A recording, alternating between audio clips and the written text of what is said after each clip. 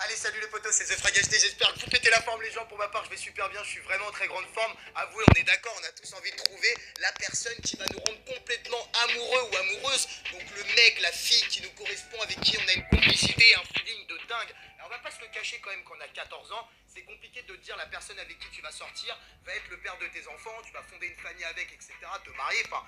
Bon, en règle générale, tu sors quelques mois, quelques années avec, et puis après, il y a une rupture.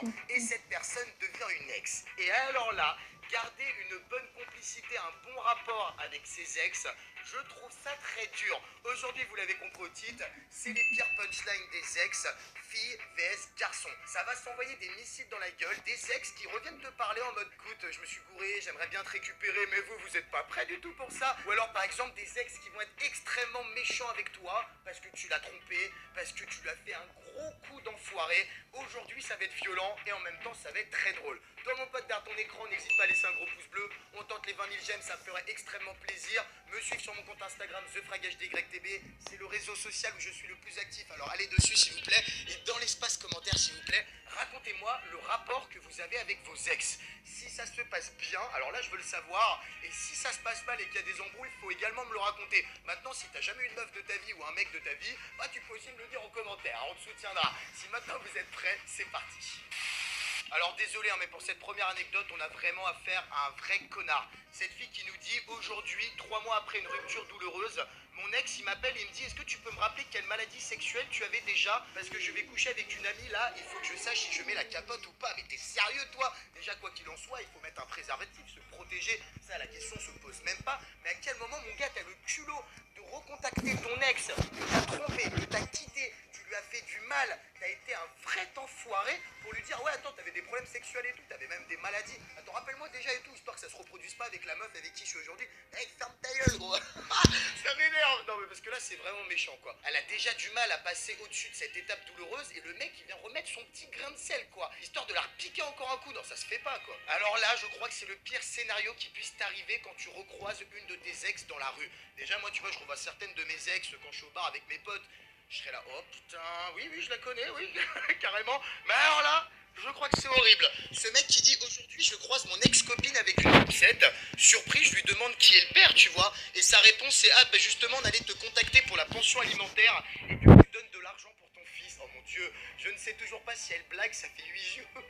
En gros, t'apprends en recroisant ton ex que tu es le père de l'enfant. Tu fais, oh non, c'est pas possible. J'essaie de t'oublier, j'essaie de passer au-dessus de toutes ces épreuves horribles, de t'oublier de mon cerveau. Et là, t'es en train de me dire qu'on a un gamin. Bah attends, c'est surtout qu'elle vient t'en parler autour d'un verre de façon mature. Je trouve ça déjà très compliqué et dur à digérer. Non mais t'imagines, gros, tu vois ton ex avec une poussette, elle te dit ah oui, c'est ton gosse, hein, donc tu devras de la thune tous les mois et tout, payer la pension alimentaire et t'occuper de ton fils, quoi. Non, c'est une blague. Réveille-toi, c'est un cauchemar. Et alors là, vous êtes pas au bout de vos surprises. Oh putain, je suis mort de rire. Là, c'est full karma de dingue. Ce mec qui dit un jour, j'étais pharmacien, tu vois, et t'as une cliente qui se présente pour un test de gros...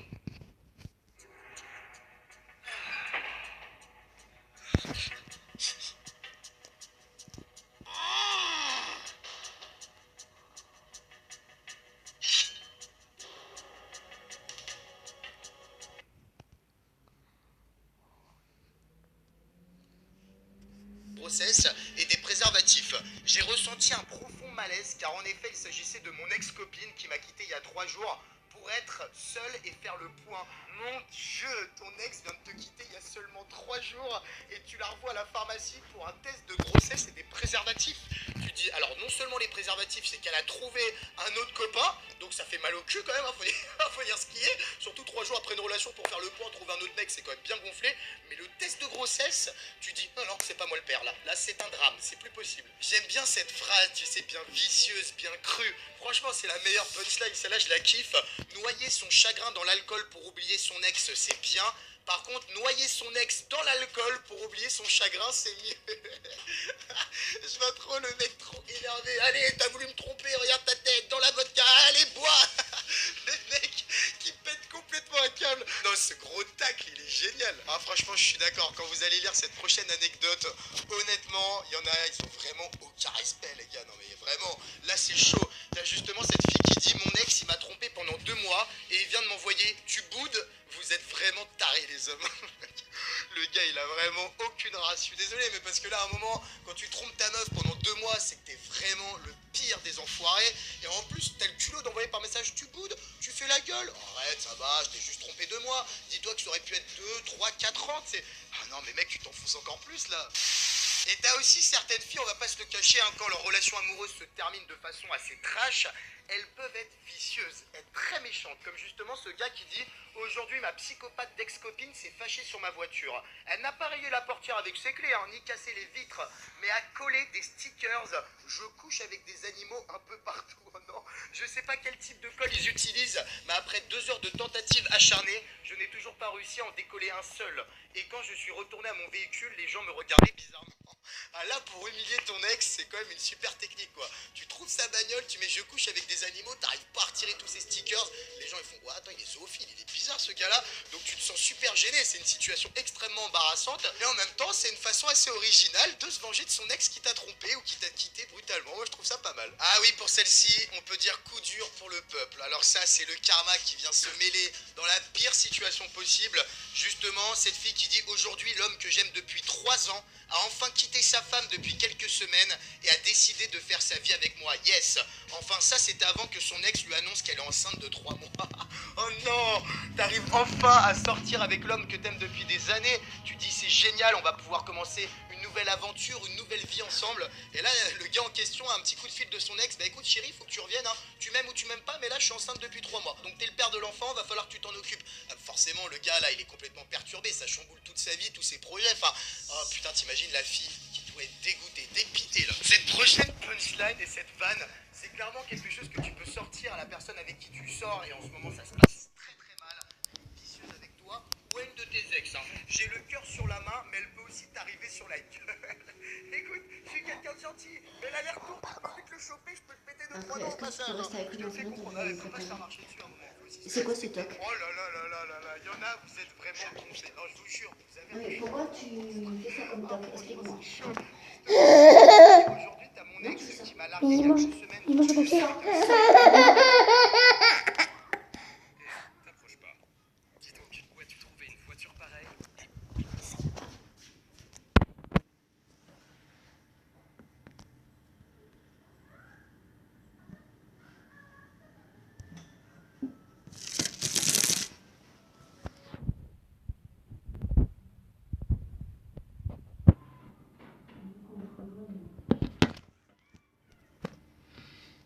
Elle voudrait revenir car il ronfle trop et dans ces conditions c'est plus possible. Non mais attends, personne fait ça. Bon écoute, hein, je pensais que voilà, après t'avoir tout ça passerait bien. Mais là, tous les avec ce mec là, est-ce que ça serait possible s'il te plaît? C'est vraiment comme le fou de ma gueule quoi. La personne qui est vraiment au sommet. J'aime bien ce genre de prochaine punchline. Ça montre à quel point des fois entre les sexes il peut y avoir de la haine. Je te jure, de la fureur en couple. Mon ex est en couple. Et alors, j'ai jamais interdit aux éboueurs de prendre mes poubelles. Celle-là, elle est bien. J'aime beaucoup cette expression. Je crois que si un jour, je suis avec une meuf, voilà, dans les prochains mois, ou les prochaines semaines, et que, je sais pas, ça se termine mal, je vais garder cette petite phrase de côté à ressortir. Et alors, pour certains autres scénarios, là, il faut m'expliquer. Je ne comprends pas du tout le raisonnement de cette personne. Il y a une semaine, ma copine m'a quitté. La raison de la rupture, eh ben écoute, ça se passe beaucoup trop bien entre nous. Et ça lui fait peur. Elle ne peut pas prendre le risque de continuer. Non, mais attends, tu penses comme ça. Au contraire, tout le monde souhaite une relation parfaite, avec full amour, feeling, etc. Et justement, alors bon, il y a aussi des couples où justement, tu as envie de partager des bons moments. Et au bout d'un mois, 2 mois, tu as des personnes qui font écoute, j'aimerais bien qu'on prenne un appart ensemble, qu'on ait un enfant. Et ça va très vite. Ça va